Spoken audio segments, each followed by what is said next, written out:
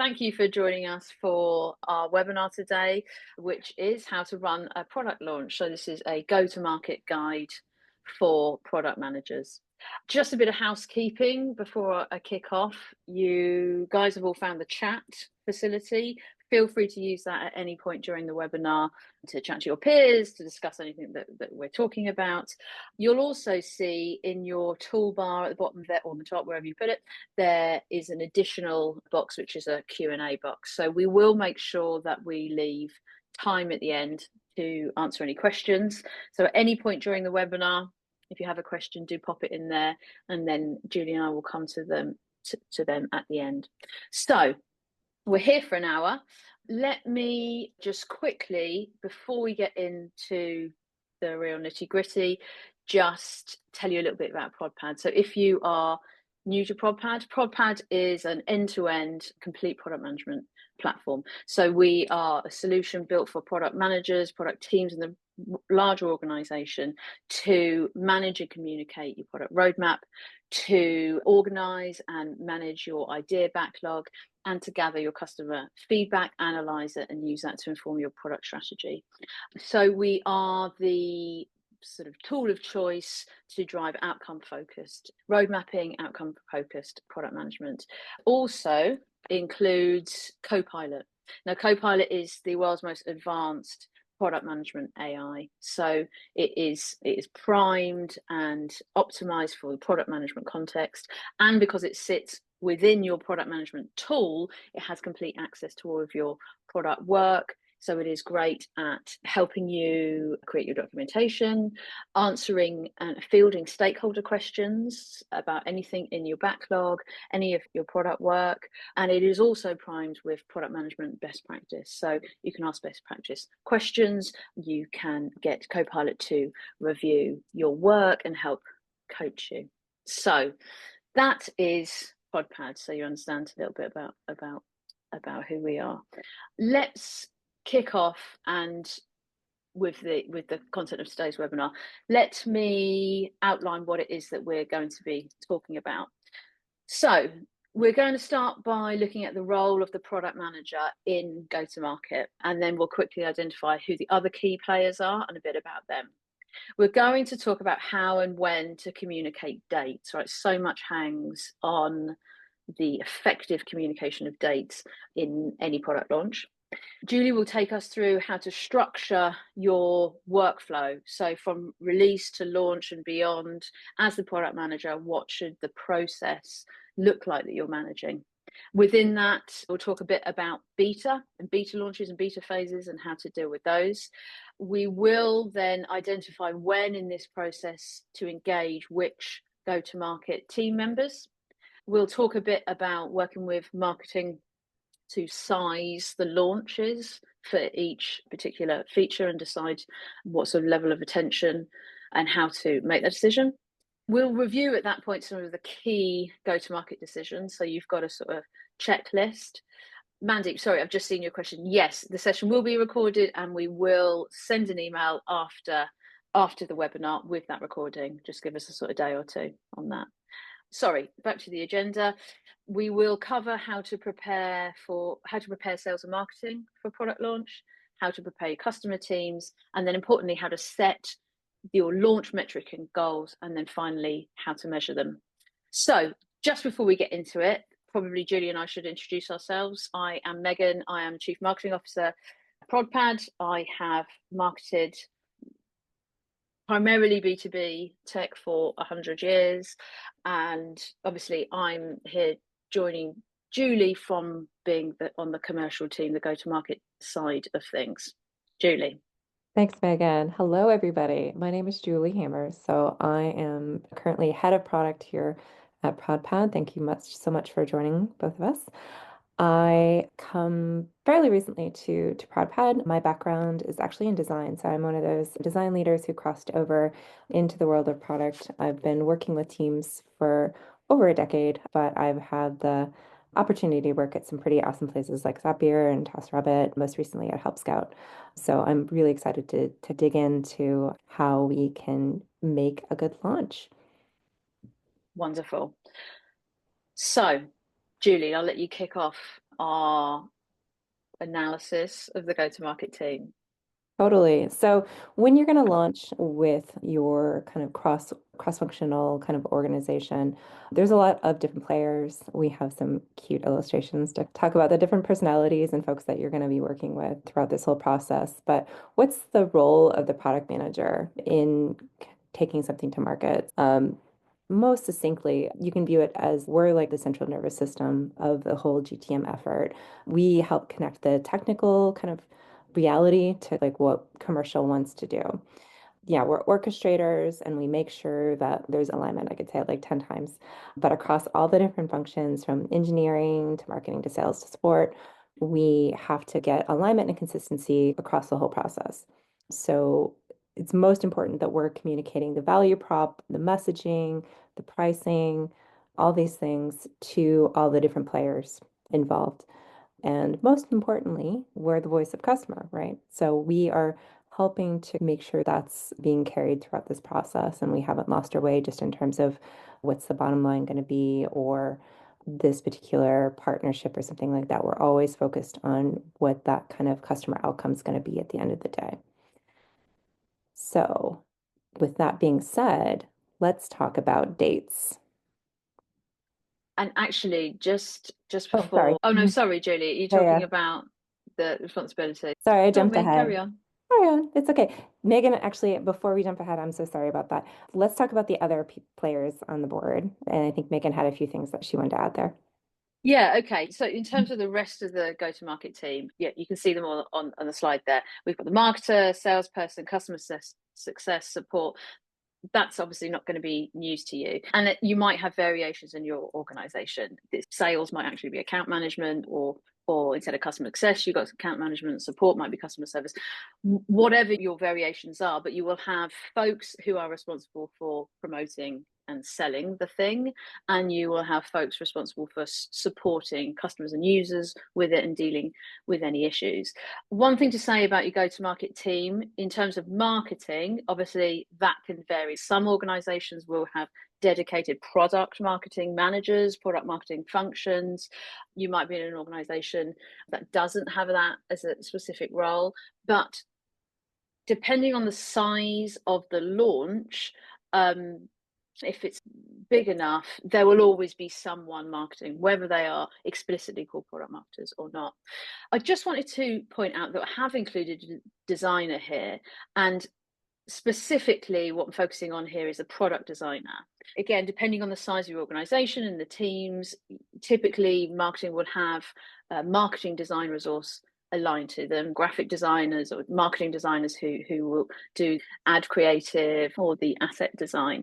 But I personally am a firm believer that the best person to give product specific assets, and specifically I'm talking really about product shots, is the product designer. So having done it different ways in different organizations, it's always the most efficient. You get the fastest results and the best results if the person who designed the UI is helping, is facilitating marketing, getting the product shots that they need. 100%. We have a quick question actually about product operations and where that role might fit in this kind of orchestra. I'm happy to take that. Yeah, great question. Thank you for that question. Again, this kind of depends on the structure of your organization, but I see product operations is like a layer supporting what I call the experience org, which consists of product and design and engineering working together, and product operations helps to support all of that. So their role could include a lot of these activities depending on the function. Most, especially when it comes, I think, to making sure that there's consistency with the tasks that you are trying to align between the different teams. And we'll get into that later, but definitely product operations is part of this too. Great. So, yes, as promised, let's talk about dates. So, the first consideration we need to address when it comes to launch is the issue of dates. And I don't need to explain the problems that can arise here, right?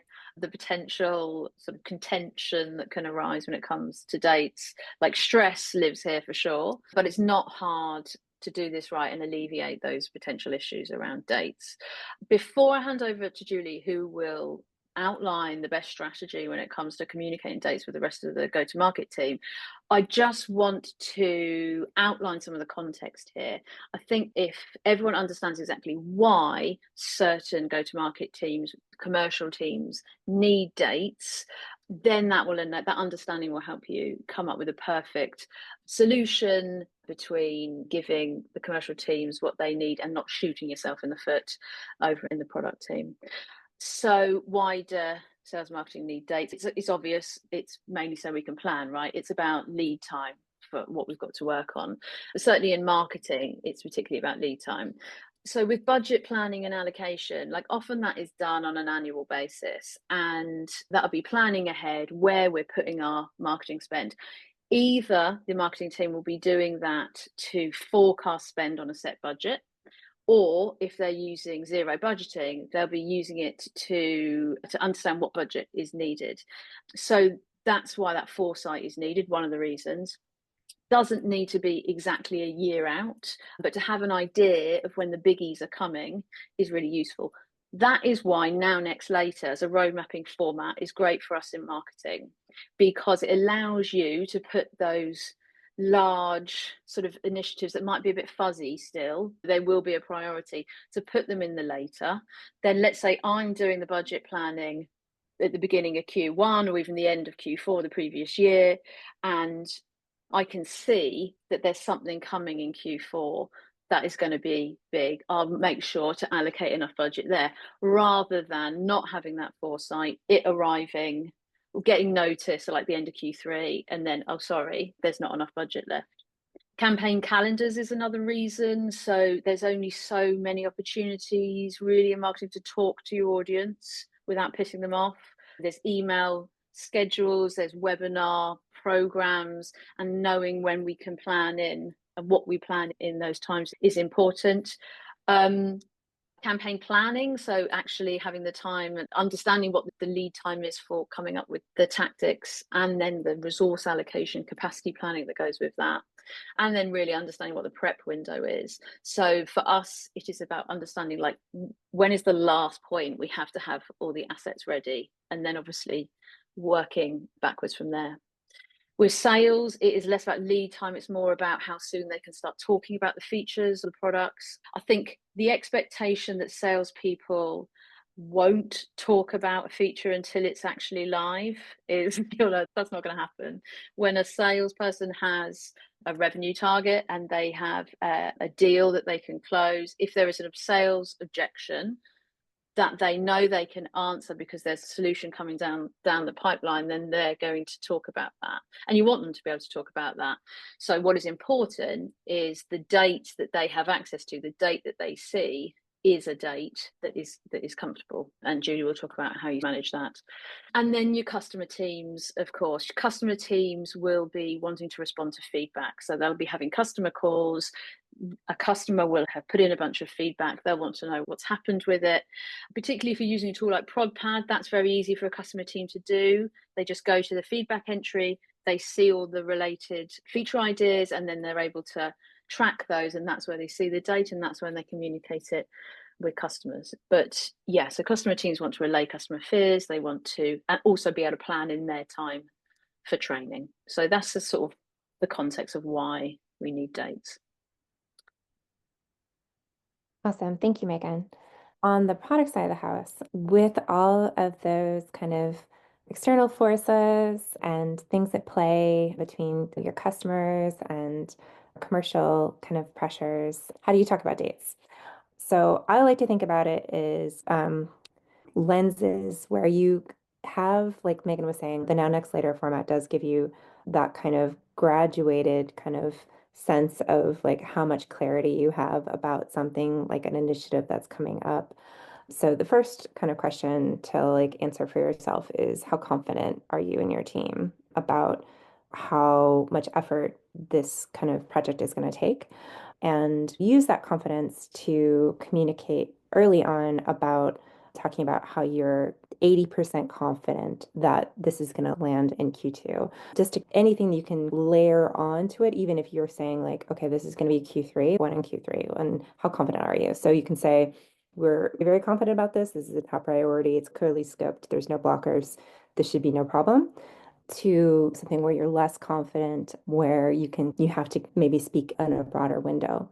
And then think about what is the point in your discovery process where you have the most clarity about how long something might take. So this is something that, I'll be honest, takes a bit of practice as a PM, where you get to understand everything's fine on paper, but you really have to understand your players on your team and how they work and what your velocity is to be able to give good estimates to your stakeholders. That's part of it, but there might be, I think you'll find that there's a milestone where you will have a much better idea. And that for me, it has tended to be around the point where we've done technical discovery. We understand the solution. We have a good idea of the approach that we're going to take and how long roughly that will take the team to get through. And then next, you might want to think about flipping it sometimes in terms of if there are other competing priorities. You might want to say something like, this is going to be like no earlier than before confirming final dates. And then Megan was talking about, if there's one thing you take away, it's your kind of external date is not your internal date. You should never be starting your marketing campaign on the day that you launch. It's a recipe for disaster. You need to understand the window that you need to have in order for something to bake with your application before you start communicating to customers. Be clear with your stakeholders and with your team what the internal kind of date is and what the external date is. And then lastly, make sure you're communicating. I have a practice of generally spinning up a project channel. We work in Slack, so I'll tend to spin up a project channel for major initiatives. And that is a cross-functional place, depending on the stage of the project, where you'll have your experienced team, but then you can also have your PMMs or marketing team come in and they'll get those updates as well as things change. So yeah, early and often, but graduated, stepped like layers of like, we're more certain as we go through. And one of the important ways that you can successfully do that and communicate dates is with the right roadmap format. So if your product roadmap is a timeline, then following the advice that Julie's outlined is going to be hard, because a timeline roadmap, every item, right, has to have a date, right, by its very nature, to be on the roadmap. So this forces you to assign exact dates to initiatives or ideas like far sooner than you ideally would, before you've fully spec'd it out, maybe even before you've done the discovery and you've even determined what the feature should actually be. And as you all know, you end up with arbitrary dates on things, but you've put a date on it. And you can bet that people in the commercial team, if they're looking to answer a sales objective or reassure a customer that a solution is coming, they're going to jump on that date that they see on the roadmap. They're going to take that as read. After all, you, the product team, you've assigned that date. Then, of course, because those dates are fairly arbitrary that early out, the chances of actually your estimates being accurate are slim to none. So things slip. And that's when you get into the sort of sales induced mania and disappointed customers and moaning colleagues and everything. So, how you avoid this pain? You don't use a timeline to communicate your roadmap. You need a format that allows you to only communicate dates when the time is right to do. It's the ProdPad co-founders actually that invented the Now Next Later roadmap formats and built ProdPad around that as the best tool to facilitate outcome focused road mapping. So in ProdPad, you position your initiatives across broad time horizons, which are open to your own interpretations and definitions, of course. And then you can put dates on individual initiatives of your choosing. So some can have dates, some don't need to have dates. You can set quarters, months, exact dates. So typically you would have quarters over in later, maybe months in next. And by the time something is in the now column, it's a well understood problem, it's a defined solution, you've committed resources.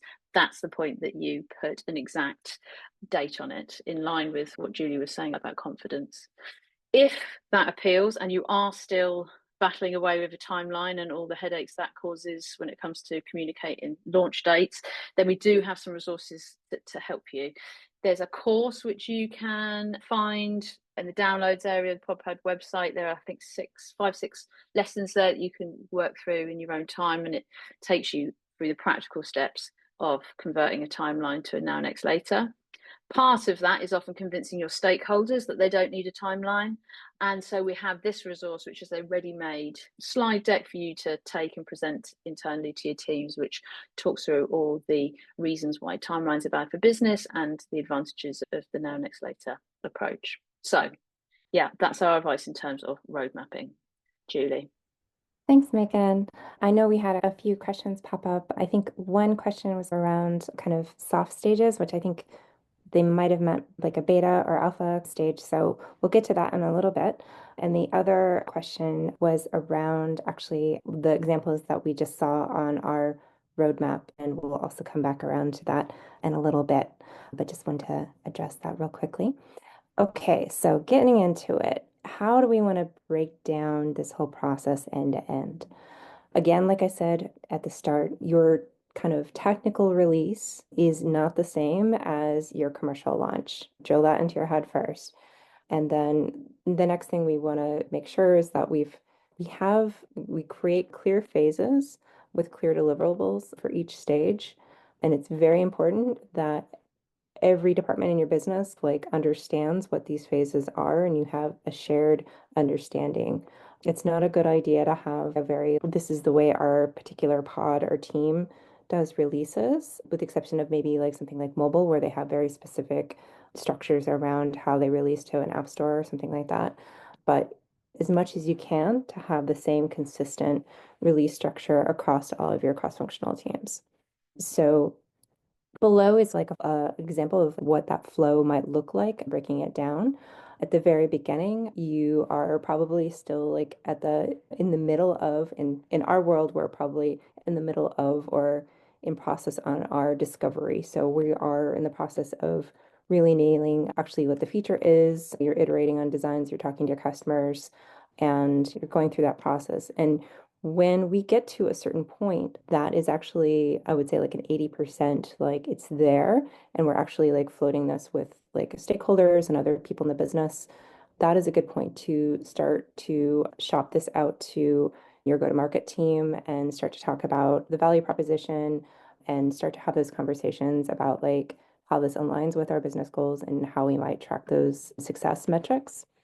And then from there, you might want to define whether or not it's going to have what kind of stages is it going to need in order to make sure that it's a proper fit with customers. Sometimes for smaller things, you might do what I call an alpha or just internal testing phase, which is just with maybe your support team or just like internally within your team. And other times you might do a beta, which is either closed or open. So that can be like if you are redesigning your flagship product and it's a really big deal, that's going to be a different process than if you are just adding an upgrade to an existing feature. So in that point, you want to, depending on how long it takes your team to turn around on like customer feedback and changes, that can change the length of that phase.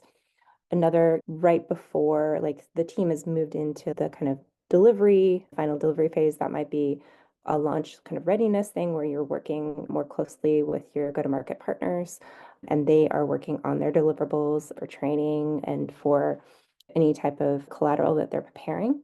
And then so post our release and product side, marketing and other functions are working on the coordinated kind of rollout across the channels.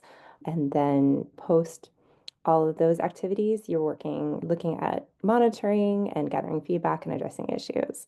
So that's like a really high level version of what is involved here, but we can break it down a little bit more. One thing, if you can actually just go back for just a second. So one thing is making sure that this plan is shared and visible. And lastly, as we're going to go into the next slide, understanding what everybody's doing across all the teams, having that visible is super helpful. I know some people talked about it in the comments already of having some type of pre-launch checklist. Okay, Megan, take it over. So this is a version of my ride or die checklist that I've used in different organizations. It creates consistency and transparency. Everybody knows what's left to do, how far along we are in the process. It's set up in a way that anybody can look at it quickly and understand where we're at. If you create a checklist, it should reflect all of your stages. Not all releases have all stages, like I talked about before, and you'll be able to see who's responsible. You should helpful to sometimes see what team they're on. And then the bonus points is if you can set up automation to update those project channels, like I talked about, when an item is complete. So there's lots of different ways to do that. You can use Slack, you can set it up there, or you can use something like Zapier or other like automations to hook up fields to send notifications to channels. But something like this, yeah, you should be able to easily, like anybody should be able to step into it and should not be something that's like hard to find or in an app that your team does not use. So I put together this template for everybody on this call. So everybody who registered will get a link to the template along with recording. And along with the checklist, last thing I'll say is the other kind of extra credit helps a lot. Things I like to include with this is who will receive this feature, like with the target audience, rollout strategy, any limitations, something about like urgent questions on release day, like what happens if everything like goes south and we need to figure out what we're going to do, what a rollback plan is, and yeah, just generally the kind of the TLDR for everybody. So yeah, hopefully that is helpful for folks. So now let's talk about beta. So what's beta? Why do you need a beta? Why would you beta launch first? So generally it might be to identify bugs or usability issues. That's the massive one for me is understanding that market fit with folks in actual accounts with actual data to see what's happening. It also helps you to maybe find early adopters or folks that maybe build customer relationships with folks that maybe have expressed interest in this feature. So yeah, good ideas to like introduce like when should you do it if you're doing a new feature that impacts like your core workflows like I talked about earlier. If you are doing something that affects your core product, you should probably definitely consider doing a beta. If you're reaching out into, I've done launches where we're actually going outside of our kind of target market and we want to understand if it's going to land. So that's another opportunity that you would want to do beta. So closed or open. This is, I think, overwhelmingly most of the time I have done a closed beta. And I think this really depends on the size and of your user base. And we're in B2B SaaS. That's a bit different than doing B2C. Like if you're in B2C, you're going to be more likely to do like an open beta than you are in our neck of the woods. So it depends on your market. But yeah, you want to consider closed beta for features that maybe aren't fully stable or have competitive reasons to limit early visibility. Okay, so how long should you do your beta? So results may vary depending on your team, size of teams, who's working on it, but general guide is for simple things, you might be able to do it in a sprint to has enough time for something to like get out there, get feedback, and then for us to turn around. So 2 to 4 weeks on simple things, 4 to 8 weeks generally. I would not extend a beta, maybe unless it's something that is agreed upon that you want to get a longer kind of learning lens on, maybe something like AI. I would not recommend like extending a beta past a certain amount because you start to then lose trust with your users. So talking about what you should be doing, like when you've gone through or as you're going through a beta, you're going to get customer feedback directly from them. You should have a flow set up to capture that feedback. Your support team will hopefully be involved too. So they'll be receiving that feedback or your customer success. And so they'll be bringing that back to you. You should be able to hopefully like maybe find customer quotes or kind of use cases that you can then give to your like GTM partners. And then by the time you've decided that things are ready to go, we can start to get ready for launching to GA. But make sure to always thank your beta customers because they've done a lot of great work for you. Okay. So I just talked through a lot about like phases and people, and we've gone through that. So some folks just need a visual. So this is just a quick slide on kind of what that might look like in terms of the whole kind of end to end and like where you're intersecting with people. Like I was saying, try to engage, like Megan was saying, there's usually longer lead time with your marketing friends. So try to engage them as early as you possibly can. So ideally, like that's happening at the tail end of discovery where things are defined. And then as you're getting ready to release internally, you're partnering very closely with your support team to make sure that like their team is ready and they can be part of the process to help test out features and give you feedback as well. As you're going to beta, you're making sure that all of your kind of use cases and demos and things are geared up and ready to go for sales, and they can start to pitch and talk about a feature. And then finally in GA, you are getting up and gearing to send out all of your communication to your customers. And so you can get ready to learn and see how you did. So going Right. on to the next one, we've got launch sizing. Thanks, Julie. So yeah, Julie has just mentioned there that that early engagement with marketing, and one of the key things that you're doing at that point is working closely with marketing to find out from them or decide together what level of promotion, what level of campaign this launch is getting, and that will influence a lot of the ongoing process. It will certainly influence how early they need what they need, we marketing. It'll also influence the level of involvement you can expect from product marketing or marketing along the process. So I've just put on this slide some sort of example campaign activities. Thanks, Dennis. These are, yeah, just some examples of the types of tactics and activities relative to the size of the campaign. Yes, when I say launch, I'm talking about, yeah, launch to the market.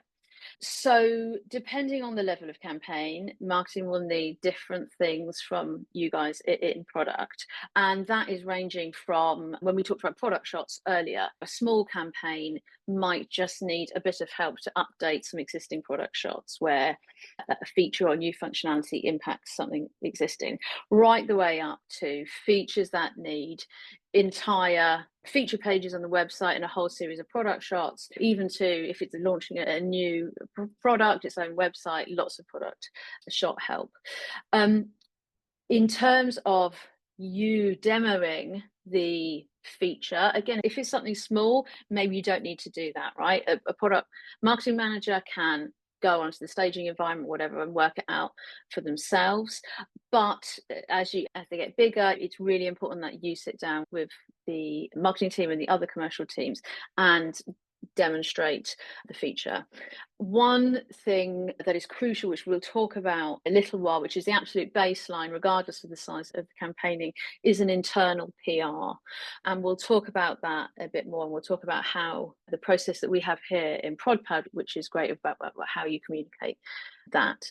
The other thing to think about is the demo environment. So, particularly in the large, definitely in the mega, marketing are probably going to want to record demo videos, walkthroughs, etc.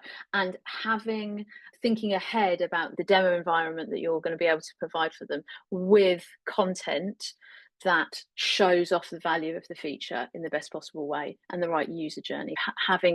Thinking about that in advance, it is really important. Also, introing marketing as early as you can to customers, users that are involved in the user testing and discovery work in the beta, so that those people who are really positive about the feature, so that marketing can start to build up testimonials, case studies, proof points, sort of success stats to use in the go-to-market. The other thing, which if this is a mega launch, it's worth considering if you bake in some time to run a exclusive beta period for thought leaders or influencers in whatever space that you're in. That can go a long way, particularly if you shroud it in the idea of exclusivity. That can go a long way in terms of ego baiting, getting these people to appreciate that they're giving privileged access and then talk about the feature to their networks. So yeah, that's some of the things that marketing will need in relation to the size, but we will come back in a bit about that. Thank you, Megan. As you can see, there's quite a few decisions that we need to make when launching a product. So what's most important? Your top six might vary depending on your org, but here are six top things that need to be decided for each launch and usually who owns that decision. Sometimes if you're familiar with RACI or other kind of other models of determining who is the decision maker, those types of frameworks actually can be very helpful here too, just to determine who is actually the decision making person for these items. So first, who's the feature for? Why do they need it? That's in products camp 99.9% of the time. Two, what plans is this a feature available on? I have worked in orgs where that is entirely set by product, but sometimes there's also overlap with maybe a growth team or a go-to-market team or a pricing team, depending on how it's set up. But generally, it's product and GTM. How is this feature priced, and are there any usage guardrails? More and more, we see a trend towards introducing usage-based pricing across pricing models. So for the feature that you have, it is good to understand the cost involved, any overhead in terms of integrations or just general hosting cost, etc. Is that something that is sustainable on your existing price plans? Do we need to set up any type of limitations or any type of add-ons that folks pay for to get additional usage? And again, that would be a joint kind of like product and go-to-market team decision. And as we talked about before, does this feature require a beta? That's a product one. Five, what campaign size does this require? As Megan went through, that's generally in GTM marketing's camp. And six, although I will go back on five and say that product can definitely help influence that. And that is something that is Sure. very important in this conversation of talking about, okay, like this feature really matters. I want to make sure that we actually, this is a mega launch. This isn't a small one. It helps to come with your data about how that aligns like with those goals that your GTM team might have. And then six, lastly, how will we measure success? That is generally also a joint project between product and GTM, but I'll talk about in a minute about how those goals can be different between the product team and marketing and other teams in your org. Great. Yeah, I said we would dive into this a little bit more, although time is ticking on, so I'll have to move fast here. But what are the things that you in product can prepare to help sales and marketing? So I mentioned this internal PR. So this is, and I've worked in organizations where this didn't happen. And then as soon as I've started working with this setup, I never want it to go away. It's great. So writing an internal PR that captures all the important information. It's in one consistent place. So this is your opportunity to explain the why. So why this feature exists, why prospects or customers should care about it, the so what. So what? Why should anyone care? So this is where you outline the problem that this solves and the evidence that you have that this problem exists and what you expect it to do for customers.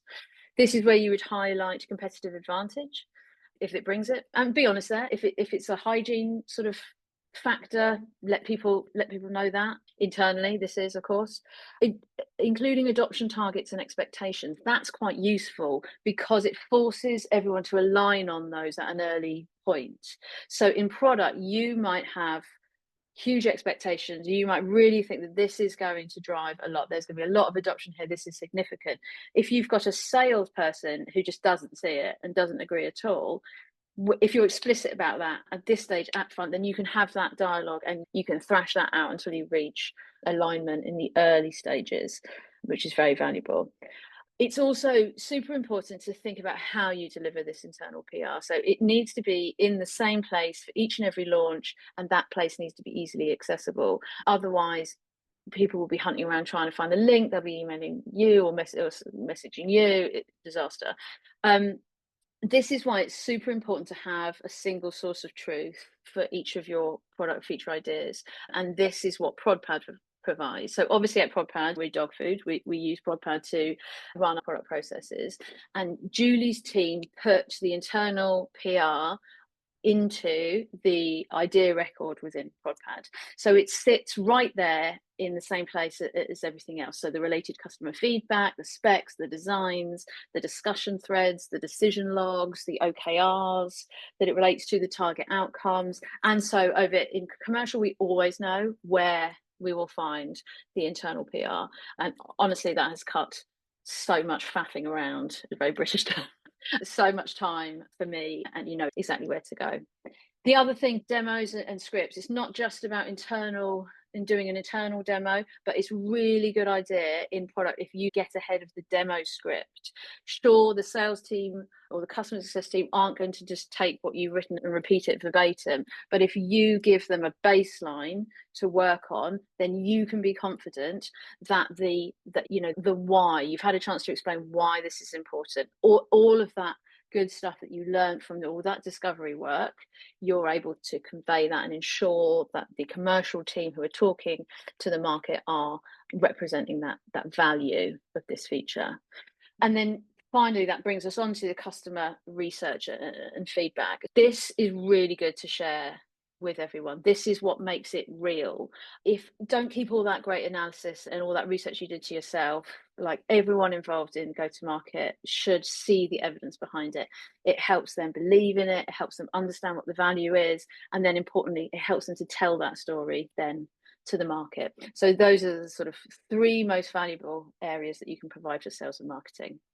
In terms of your customer facing teams, be that customer success or support or customer service or whatever your setup is, getting the feature into their hands as early as possible is really important. You don't want to blindside customer teams. You don't want to get a feature in front of their customers and they don't know anything about it. They won't be able to answer questions. No one looks good in that situation. So the more prepared they are, the more confident they will be to talk to it. The more they talk to it, the better the adoption will be with your customers, and then you've got a successful launch. So involve them early on in the feature development, as Julie showed on that sort of timeline. Consider alpha testing with them. Help guide the support documentation, the knowledge base articles, troubleshooting guides, etc., with the knowledge that you have. Deliver training sessions to them, but make sure you focus on practical scenarios. So a customer is trying to do X. Let me show you. The customer is in this situation. Let me show you. You could consider implementing feature flagging, so to allow the support teams and the customer teams that early access for real familiarization. This might be a good idea if it's a particularly complex area of the product or feature. Another great one is to establish escalation paths for launch day issues, again, particularly if something is complex, so that if issues arise, you can jump on them and sort them out really quickly. And then this last one, which is something that Jodie does, which is fabulous, is create a top 10 customer questions document with approved answers. So you're preempting any issues there might be, and you're giving, again, customer teams the confidence that they can talk about the feature. So a key part of this process is making sure how you'll measure success. So I know we're running over on time, but I do want to try to get through some guidelines to make sure that you've covered your bases. So you can see here, you can use these themes to help you guide like what your kind of metrics or goals might be: awareness, adoption, engagement, outcomes that you want to see. Think about what will be most often like you're trying to like move a bigger number, and that's going to be a lagging indicator most of the time. So what are like the initial leading things that might change, and what's going to lag behind that you're going to need to check in at 3 months or 6 months to see if we've had any traction. Definitely want to understand which like business metrics that this release like ties up to. More and more we have to, as PMs, we have to actually show like the impact of the work that we're doing. So you need to understand how it's going to maybe affect revenue or retention, and think about what for these metrics, what type of customer are you looking to impact or change? Is it a trialist? Is it an existing customer? Is it a customer of a certain cohort, like a software company that uses your product? And make sure that you have set those timelines like for these metrics with everybody, just to make sure that there's alignment just in terms of once you've come together and reviewed them, that there's just a general plan about like when you'll come back and measure them at the end. Um, Talking about who is tracking what. So there's a lot of things here, and I did want to talk about this because this is something that I've run into a few times in my career of being asked by a product marketer of being like, so what's our metrics? And saying, I'm looking to see that 20% of this group of folks adopt. And they're like, this doesn't correlate to anything that we care about on our side. Really important to understand that like what your commercial team is focused on is adjacent, but not the same in terms of what we're tracking towards. Same, we're all shooting towards the same outcome for the business, but understand what your kind of like product metrics or product like things that you're tracking and what is for the commercial team. So just understanding them goals will help you better to understand like how your metrics are going to tie into theirs. So the key difference here is just we're focused on how well the feature itself performs and delivers user value, while commercial teams are measuring how the feature drives business growth or like brand positioning even. But yeah, there's some good examples here of what that might look like on the product side and what that might look on the GTM side. And just quickly to flag, if you are struggling to choose the KPIs, we have a complete ebook here that has a huge list. A section of it is with commercial KPIs and product launch KPIs. So you can take a look at that.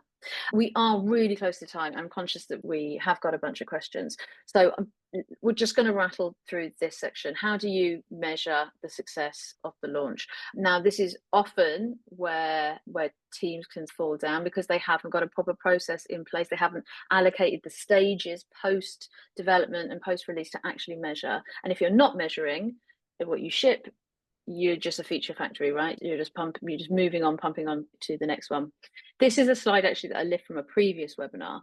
The webinar is there. It's about optimizing your entire product process. And one of the areas we homed in on is this analytics and measurement stage. You need to add a specific stage post launch for measuring the success. You need to identify target outcomes before the work begins. Actually using ProdPad to do this is great. There are set areas and any idea record where you record your actual outcomes and really working like this. So you have once your developers have finished, their work's done, it's released, you carry on then managing the rest of the product management workflow in a tool like ProdPad. And whatever your stages are post development, you need to make sure that there is a formal measuring success stage to ensure that actually happens. If you want any more advice on optimizing the entire process, again, we've got an ebook. So yeah, take a look at that. Julie, Thanks, Megan. Just really quickly. So yeah, yay, you've launched your feature. So how do you come back and measure success? So just make sure you get it into your calendar. If it's not in your calendar, it doesn't happen. Set up your cadence to check back, whether that's a day, a week, a month, and to come back, compare your actual versus expected, get your qualitative and quantitative feedback. Pad's a great way to capture that as you're going through the process. Document any lessons learned from your lunch. Make sure to share when you win with your team because it definitely helps as you are trying to get everybody rowing in the same direction. And yeah, capture those success stories from your customers and make sure to share with all your folks. I'm sorry, I'm just like trying to go too fast. I've completely slowed down. So thankfully, we've made it to the comment section. We have. Yeah, we are out of time now. I see that Julie, you've been answering some questions as we've going, so that's brilliant. We've probably got time for one or two, and then we'll try and make sure that potentially we answer some of the questions in the follow-up email that we send out. So, looking at the questions that have come in so far. I see one from Jen that I'd love to answer really quickly. Oh yeah, go for it. Yeah, so Jen was asking, how do you track feature-specific satisfaction? I would recommend either doing a in-app survey maybe you can use your support tool. We use Help Scout, but there are other options that you can do in terms of you can even do email or other folks that you see using your analytics tools. Look and see who's using the product. Reach out to them. You can run a survey. I like to look at maybe if it's like ease of use or if it's just you can even do like a CSAT per feature. And yeah, you can basically run a survey, get that feedback, and then use that as part of your kind of overall package. But yeah, reaching out generally in app, I think is the best way to go there. Dennis asked a question actually about what about companies like Atlassian that supposedly lack a sales function? What's their GTM team like? Often that is just about labeling. right? And I've worked in organizations where we've decided that sales is a bit of an aggressive sort of term and people don't like that, and let's lead with customer success instead. And I'm not suggesting it's disingenuous at all, but it isn't that different, because you will still have the facility to book a demo with and it'll be a customer success person, but that is the person who will be hand holding and leading inbound inquiries and inbound leads through the process and taking them through the buyer's journey. So it is arguably that the job titles might be different, but it's still that process of having people responsible for promoting and selling, or getting people to use it, getting people to sign up. And then there's people there supporting those people who then are using it. And it might be that the same team is selling it and supporting it, but the same considerations, the same things still have to happen, regardless of what the job titles are. So we are over now, and we still have got a few questions left, so maybe we will drop them into the email post webinar. Just give us a day or two to pull the recording together of those answers. But Julie, thank you so much for doing this and joining us. It's been great, and thanks for everyone for joining today, and I hope you found it useful. And as I say, we will email around all the resources we've talked about, as well as the recording and some answers. Awesome. Great. Thank you, everybody. Excellent. Thanks, everyone. Thanks for joining. Bye now.